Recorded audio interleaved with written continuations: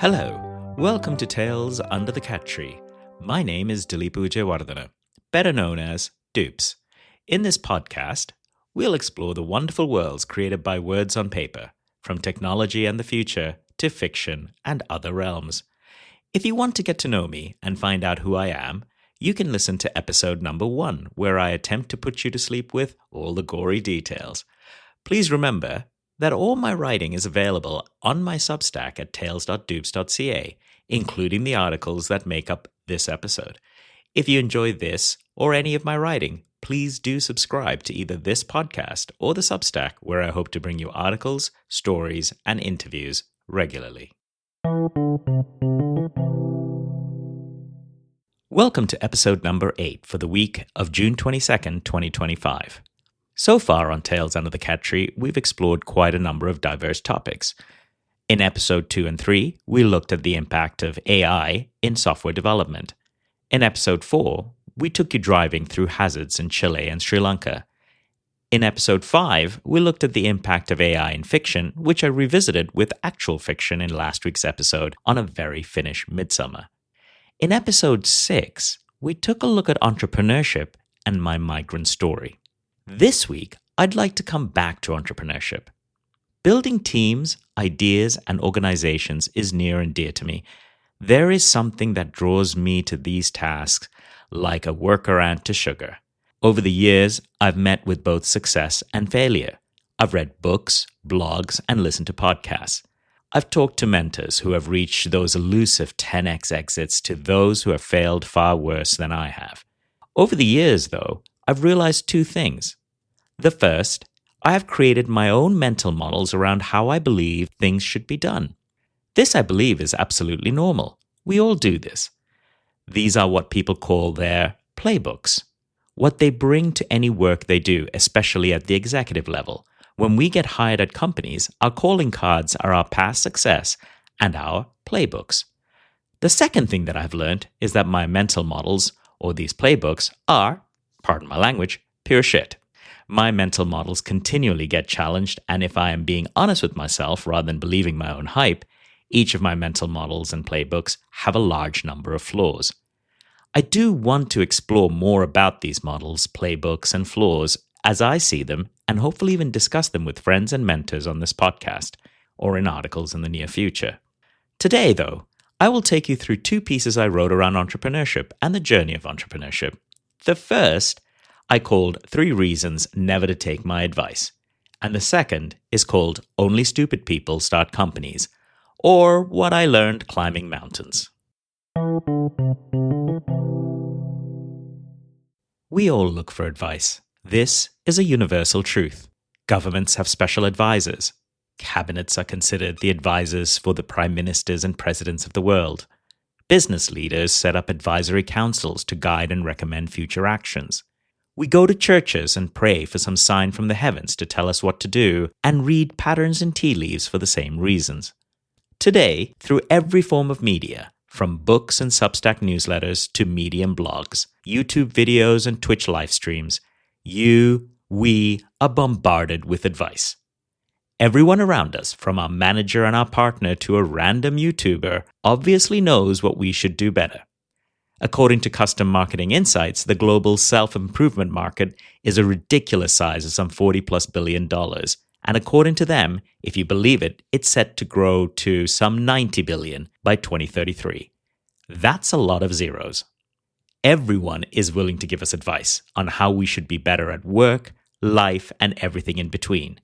Yes, the business of how to do business or to live is actually probably more lucrative than the business or the life that you have created.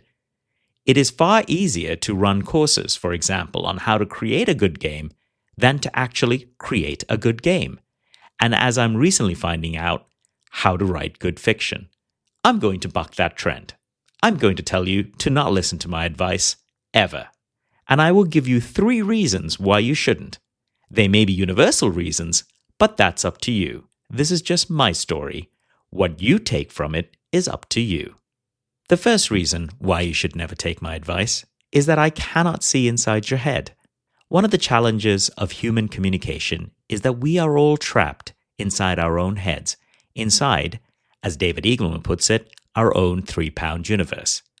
Between our ears are all the models of the world that we have created and by which we set about our daily work. You and I are obviously neurologically unique. For example, I am hyperphantasic. You might be aphantasic. You might dream in color. I may dream in black and white. Your mind may be wired for maps. Mine may be wired for landmarks. When someone asks me for a piece of advice, I will likely interpret that question and the situation differently than what you might intend. For example, say you ask me for guidance on how to improve your work habits. The problem is that in order for me to even begin to give you guidance adequately, I would need to understand your context, how you see work habits, how you see and experience the world, and so much more. Without all of this, I can only answer from my own context, which, no matter how hard you try, you cannot replicate. My second reason is that I have been wrong more times than you can imagine, and I can't even remember why. Many times, we reach out to people we admire or people who have done the same thing we want to do. The expectation is that they will be able to steer us in the right direction and reduce the possibility of failure. This is all true, and we absolutely should be listening to people's stories and experiences. Through experiences, we can come up with new ways of tackling old problems and certainly avoid common and sometimes even rare pitfalls. However, if you ask me for guidance directly, it is likely that I will impose my own story on top of yours. As humans, we are very good at forgetting much of how we came to a certain position or solution. We are very good at creating our own histories and stories that put us in a better light than we would otherwise be. Personally, I'm very skeptical of anyone who has been successful telling me what I should do, mainly because I know that in my own past, I have simply forgotten all the important little details that actually mattered. For example, if someone were to ask me today how we managed to get Empire Avenue to as many people as we did with no budget, I know that I have forgotten all the small details and all the people that made it work. My guidance on that topic is therefore flawed and comes from contexts that likely no longer matter.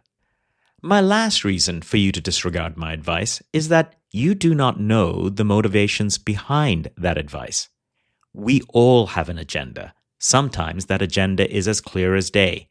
If you are my direct report, for example, and ask me for guidance on something esoteric, it is likely that I will answer with some form of agenda which is inferred through our managerial relationship, the company we both work for, and the different goals you and I are under to get something achieved. Beyond agendas, there are biases. These biases may seem to be set in fact and appear objective, but if you dig deeper, they become irrational.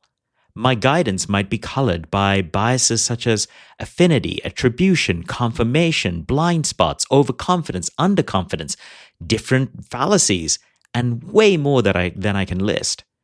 These are biases I may not even be able to explain to you or even realize, and they may be deeply hidden in my psyche. When I ask for a piece of advice, often the answers I receive tell me more about the person giving the advice than what I should do as guidance. So what does this all mean? A lot of times, instead of advice, what I typically need to do is reframe the question. Instead of asking, "Can you give me advice on whether I should attend the event?"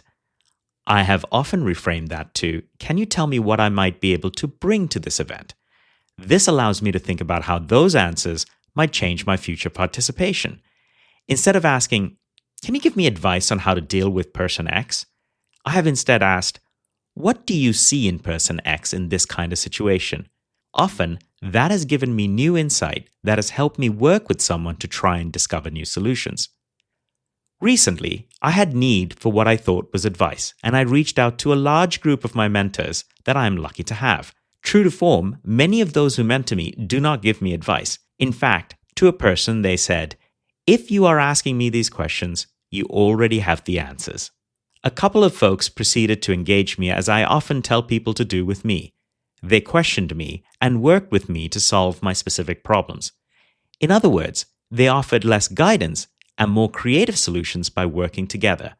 This way, we both get to experience what the other has inside their head and the experiences and desires that have led us here. So no, please, don't take my advice. Ever. You are already more capable and have more answers than you think.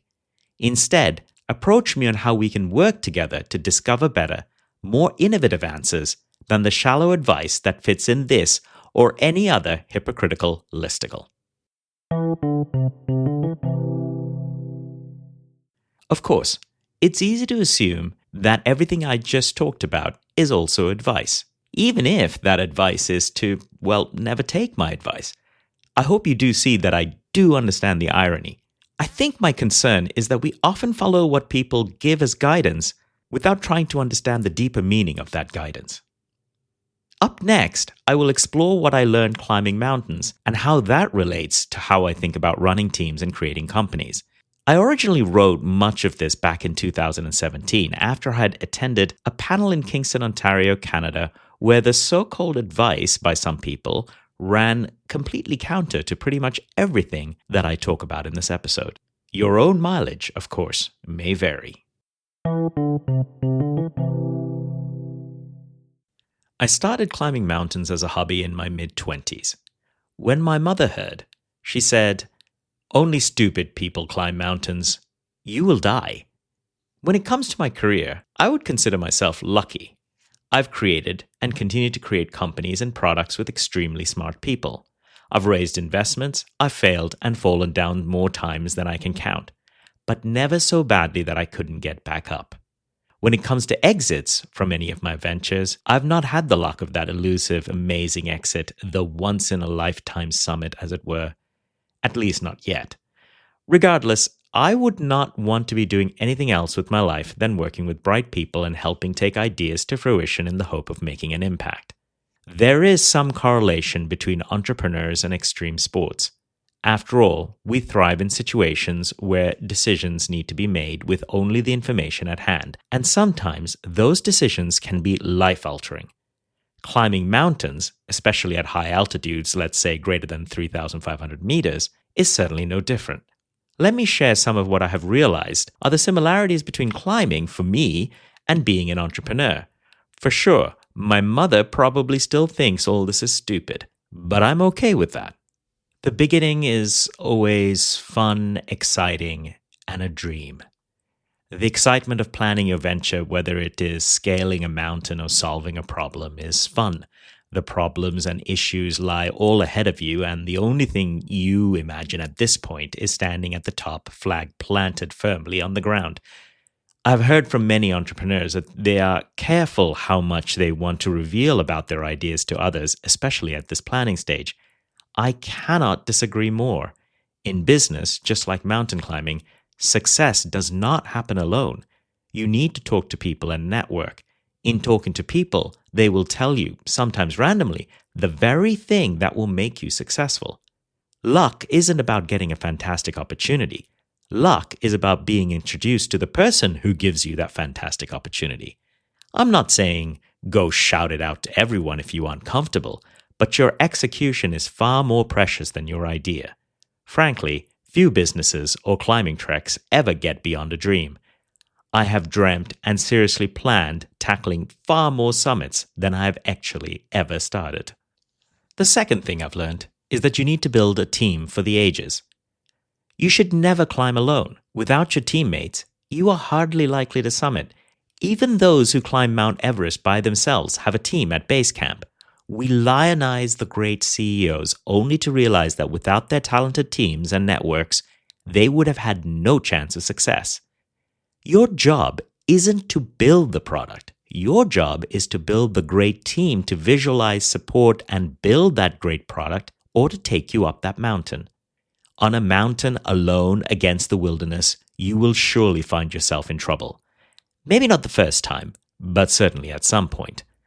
Trust those around you, make them great, and they will in turn make your vision a reality. This is why you will see the same people starting companies together over and over again. Then comes the exhilaration and the trepidation. When you first get to the trailhead and look up at what you are about to scale, there's usually a sinking feeling at the pit of your stomach, and yet you look at your companions and you smile. This is just the first test. This first night, you will see if your equipment is all there. Did you train enough? Did you understand what you were getting into? Did you get the right advice? When your product hits your first customers, were you right? Maybe you solved the wrong problem, or you didn't execute correctly on that solution. In climbing, like your first release, it is exhilarating to look up at that mountain, clouds still on the horizon, the wind picking up. But you have already achieved one of the hardest tasks, getting off that couch, putting your feet on the ground, and getting to the mountain. Your first release is out in the wild, ready to take on the world. Then comes the grind in the middle. The difference between treks and a business venture is the length of the grind in the middle. With business, the grind can take years. Every day you need to guide your venture, try to understand what you need. During this grind, you will sometimes go to bed crying, wake up sore, put on a brave face, and keep going.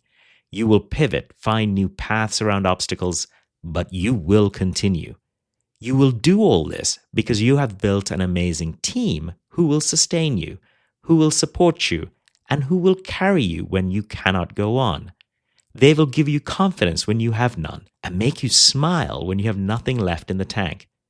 The strength of the team you have built and the vision you have laid down is what will ensure that when there is a storm or food is low, when arguments flare and the end is nowhere in sight, the majority of the team will continue onwards towards the summit. Conversely, when you have lost that team, look hard at your venture, lest you be left alone on the mountain, a zombie, waiting for the eventual collapse. Then, of course, there is the search for the summit. Any trekker will tell you about false summits. There's no worse feeling in the world than getting to the top of one rise and seeing the next one right beyond. I can't tell you how annoying that feels. I do know what it feels like to plant that flag, though, to look at each of your teammates and celebrate that moment, that feeling that you have weathered everything nature and business threw at you, and you still somehow managed to win. You did it together, with each other. However, each summit is also a new beginning, just another step in the hard work that lies ahead. Every summit is precursor for the next one, the next adventure. Of course, the last lesson is actually and ultimately the most important one. Telling is not the same as teaching. Listening is not the same as learning. Have you talked to someone coming down a mountain? They will invariably tell you how great it was. Similarly, in business, don't always believe what people tell you. There are lots of talking heads. That includes me. Put me in a pub, give me a pint and a topic, and my inner Newfoundlander will come out in spades. I can probably talk you through to my death and then still keep going. In reality, success comes from teaching and learning. Teach what you do to anyone and everyone. Your knowledge is not precious, but sharing it is. Teaching means that you must also be willing to learn from anyone that you are teaching. It means your way is not the highway, but you want to work with someone to achieve an end goal of a summit. Similarly, listening is not the same as learning. Listen to those giving quote-unquote advice, including this blog post, but discard probably 95% of what someone tells you. And the remainder is probably what you might call the teaching. The story I tell people after I finish a climb is inherently missing all the bad stuff. Niall Brown and Michael Mannion, who have both trekked and co-founded a company with me, say that I have a brainworm which eats all the bad stuff. We rewrite our own past and how things happened. So take everything with a grain of salt. Learning is putting something you heard into practice, analyzing success and failure, looking at the metrics, and reacting accordingly to successfully pivot. Listening will get you out of the storm. Learning will help you overcome a disaster. Even after half-century, I'm still learning to learn. So what's the mountain climber's mantra for business? I would say it's plan, team, work hard, team, grind, team, execute, team, teach, team, learn, team, and summit. Oh yeah, and to my mother, I'd say, it's okay to be stupid. Just always be learning. If you read this article on my Substack, you might notice that I have used pictures from a specific climbing trip. I chose our summit of Mount Elbrus in Russia from 2006 for the photos. These photos have been mostly offline for a decade or more, and I have reshared them now on my new photo site at photos.dupes.ca. For this episode, I have to thank Victor Dupes-Jabaka for silly photos of me. He's been compiling blackmail material at Supermetrics for years and was quite happy to share the milder and less incriminating photos and videos. Thank you for listening to Tales Under the Cat Tree. Next week, as a celebration of Canada Day on July 1st, I'd like to take you on a journey to James Bay in northern Quebec, Canada, a road far less traveled for most Canadians. You can reach me through email, contact@dups.ca, or bluesky@dups.ca, or on my site and this post at tales.dupes.ca. Remember to subscribe so I can get to know you better and learn from you. As always, give your pet a cuddle and your loved ones a hug till we meet again for some Tales Under the Cat Tree.